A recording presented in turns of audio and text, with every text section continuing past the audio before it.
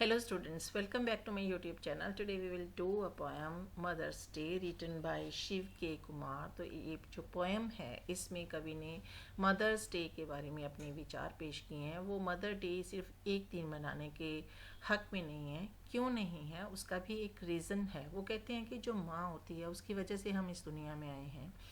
माँ हमारे को बहुत सारी सर्विसेज जो हैं वो प्रोवाइड करती हैं, ठीक है। और हम जो है सिर्फ़ और सिर्फ एक दिन उसके लिए मना के उसका अपमान कर रहे होते हैं। इसलिए हमें हर रोज़ मदर डे के रूप में मनाना चाहिए, क्योंकि हम उसका कर्ज जो है उसे उतार नहीं सकते।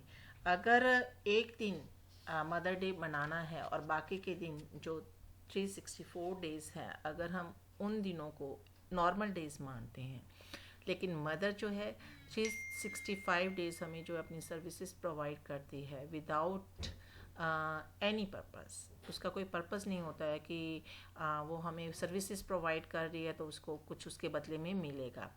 उसका प्यार जो होता है वो अनकंडीशनल होता है। तो उस अनकंडीशनल प्यार के लिए हम सिर्फ़ और सिर्फ एक दिन उसको डेडिकेट करें तो ये तो उसका अनादर होगा। तो चलिए करते हैं पोएम मदर्स डे। देखते हैं कि इसमें जो कवि हैं उन्होंने माँ के प्रति विचार कैसे पेश किए हैं। मदर्स डे के बारे में उन्होंने विचार कैसे पेश किए हैं।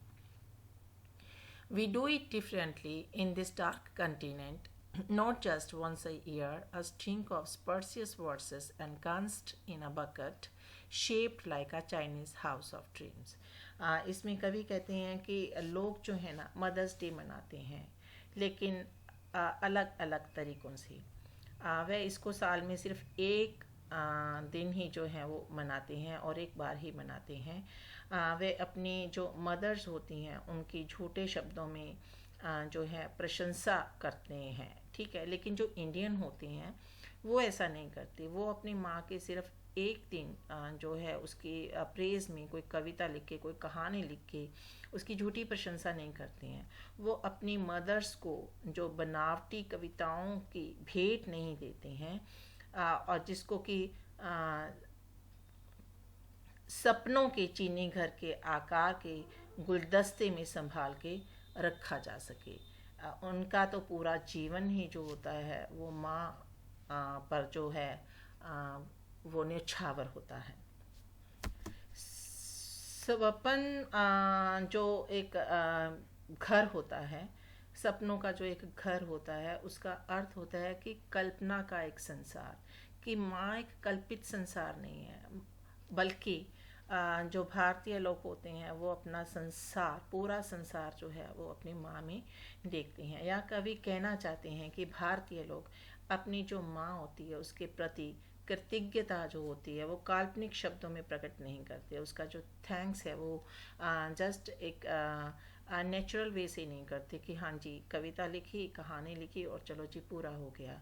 वो दिल से उनकी इज़्ज़त करते हैं और वो भी साल में सिर्फ एक ही बार उनकी प्रेज़ नहीं करते, हर रोज़ उसकी प्रेज़ करते हैं। वो अपनी जो मदर्स होती हैं उनके प्रति अपना जो सम्मान होता है, जो उनको सम्मान मिलना चाहिए, वो पूरा जीवन उसकी सेवा करके जो है पूरा करते हैं। क्योंकि जो माँ होती है ना उसकी अगर पूरी ज़िंदगी हम सेवा करते रहें तो भी उसने जो हमारे लिए किया होता है हम उसका जो है भरपाई नहीं कर पाते हैं।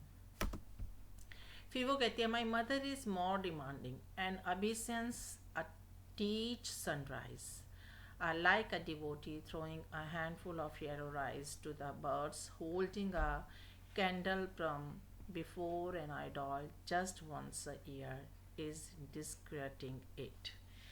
अब वो क्या कहती हैं कि कहते कि मेरी मदर जो है ना वो थोड़ी सी डिमांडिंग है। अब डिमांडिंग कैसे हैं वो देखते हैं। कहते एन ऑब्सेंस अ टीच सनराइज, ठीक है। वो चाहती हैं कि जो उनके बच्चे हैं वो उसे हर दिन जो है उसको प्रणाम करें। क्यों प्रणाम करें? क्योंकि जब हम झुक के किसी को प्रणाम करते हैं तो वो हमें आशीर्वाद देते हैं।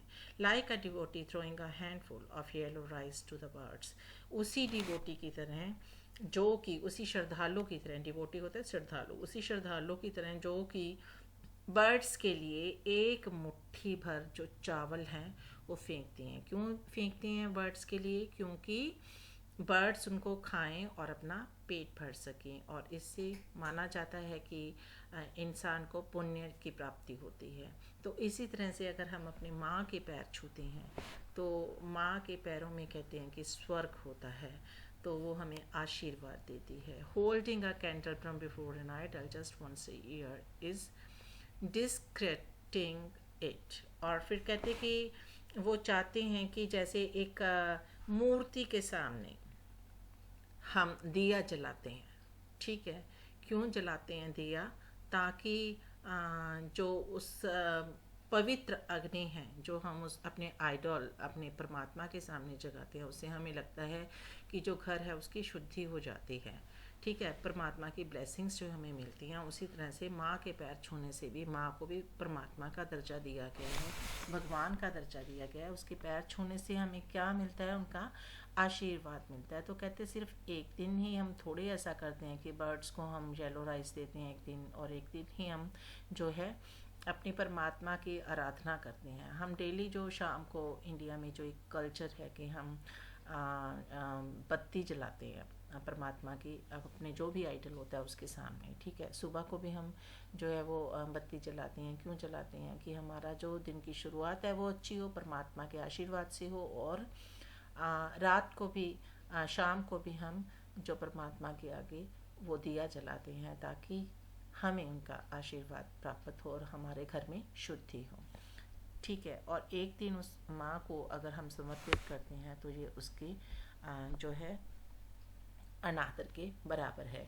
Whenever I see a caterpillar slunching towards a pansy's eyes, or hear ancestral voice in wind's hall, I invoke my deity sometimes twice a day.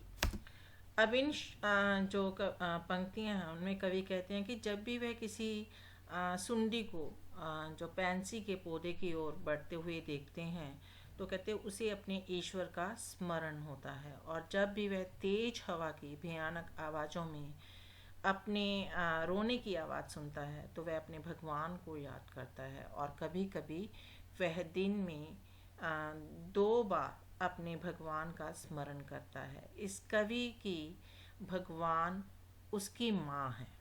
इन श्लोकों में कवि कहता है कि जब वह कुछ देखकर चकित होता है या कर चुका होता है तो उसके मन में सबसे पहले अपनी माँ का विचार आता है, चाहे उसे सुख हो या गम। वह अपनी माँ से सब कुछ बांटना चाहता था। वह उसे याद करता है चाहे वह दिन में कितनी भी बार क्यों ना हो, ठीक है?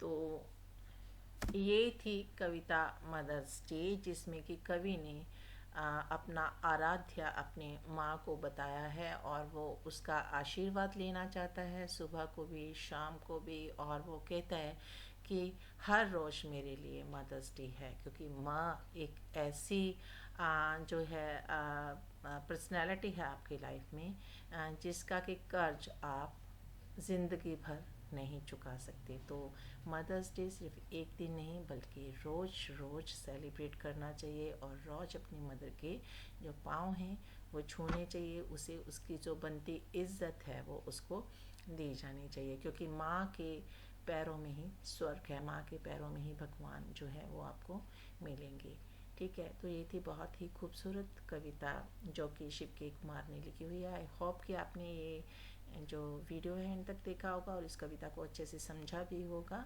मिलते हैं नेक्स्ट वीडियो में इसके सेंट्रल आइडिया के साथ। Till then goodbye, have a nice time.